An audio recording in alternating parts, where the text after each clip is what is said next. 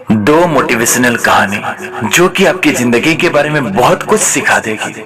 कहानी नंबर 1। एक शहर में दो दोस्त थे। दोनों ही बचपन से बहुत अच्छे दोस्त थे। दोनों दोस्तों का ही सपना था दुनिया घूमने का। वो दोनों दोस्त इस बारे में बहुत डिस्कस करते थे कि कब उनका दुनिया घूमने का सपना सच होगा। कुछ साल बीत जाते हैं और दोनों दोस्त बड़े हो चुके थे। कुछ दिन बाद वो दोनों दोस्त एक इंजीनियरिंग कॉलेज में भर्ती होते हैं। इतने दिनों तो दोनों की जिंदगी ठीक ठाक चल रही थी, लेकिन इंजीनियरिंग कॉलेज में एडमिशन लेने के बाद दोनों की जिंदगी में बहुत परिवर्तन आया। पहला दोस्त अपना ज्यादातर टाइम दोस्तों के साथ मस्ती करने में वेस्ट करता था और कॉलेज में एडमिशन लेने के बाद से ही उसने पढ़ाई लिखाई छोड़ दी थी। और दूसरी तरफ दूसरा दोस्त अपना ज्यादातर टाइम पढ़ाई करता था और बाकी फ्री टाइम पर दोस्तों के साथ मस्ती करता था। इसी तरह से कुछ दिन बीत जाते हैं और एक दिन दूसरे दोस्त ने पहले दोस्त से कहा, यार तू पढ़ाई लिखाई नहीं कर रहा है, इसी तरह से चलता रहा तो तू एग्जाम में फेल हो जाएगा। इस बात को सुनकर पहले दोस्त ने कहा, अरे भाई ये तो टाइम है लाइफ को एंजॉय करने का, अगर अभी एंजॉय नहीं करूंगा तो क्या बुढ़ापे में करूंगा।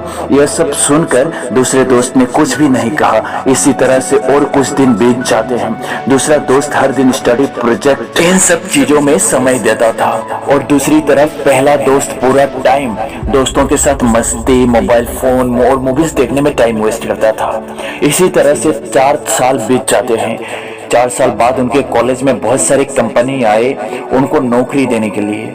दूसरे दोस्त को एक बहुत बड़ी कंपनी में नौकरी दी और उसका सैलरी 1.5 लाख पर मंथ हुआ। और दूसरी तरफ पहले दोस्त को किसी भी बड़ी कंपनी ने नौकरी नहीं दी क्योंकि उसका नंबर और एक्सपीरियंस बहुत ही कम था। इसलिए पहले दोस्त को एक छोटी कंपनी में काम करना पड़ा और उसका सैलरी भी बहुत ही कम था। कुछ महीने बाद उन दोनों की जिंदगी पूरी तरह से बदल गई। पहला दोस्त अभी एक अच्छी नौकरी की तलाश में है, लेकिन उसे कोई भी बड़ी कंपनी नौकरी नहीं दे रही थी। अब वो पैसों की कमी की वजह से दोस्तों के साथ पार्टी भी नहीं कर पाता और वो जिस कंपनी में काम करता था वहां पर उसे डेली 12 घंटे काम करना पड़ता था। इसलिए वो अभी अपने दोस्तों के साथ मस्ती भी नहीं कर पाता। कॉलेज लाइफ में पहले दोस्तों ने जिस तरह से मस्ती में जिंदगी गुजारी थी, अब उससे दुगनी उदासी में गुजर रही है उनकी जिंदगी।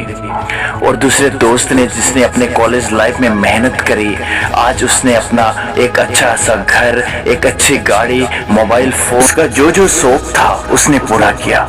इस कहानी से हमें क्या सीख मिलती है? अगर समय का सही इस्तेमाल नहीं किया गया तो उसका कीमत पूरी जिंदगी झेलना पड़ेगा, जैसे कि इस कहानी में पहला दोस्त झेल रहा है।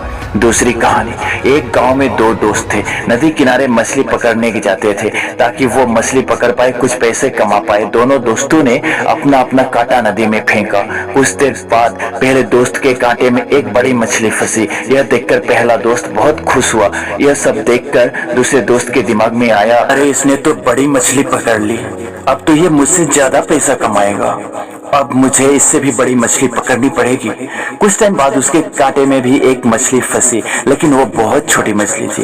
यह देखकर उसने उस मछली को पानी में फेंक दिया क्योंकि उसके दिमाग में बैठ गया था कि मुझे बड़ी मछली पकड़नी है।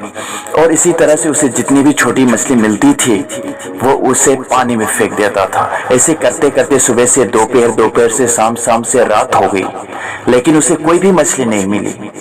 और उसे जितने भी छोटी मछली मिले थे वो तो उसने पानी में फेंक दिए थे। इसलिए दिन के एंड में उसके पास एक भी मछली नहीं थी।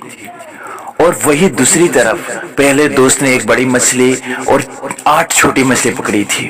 और अगले दिन पहला दोस्त ने अपनी सारी मछली बेचकर 1500 रुपया कमाया।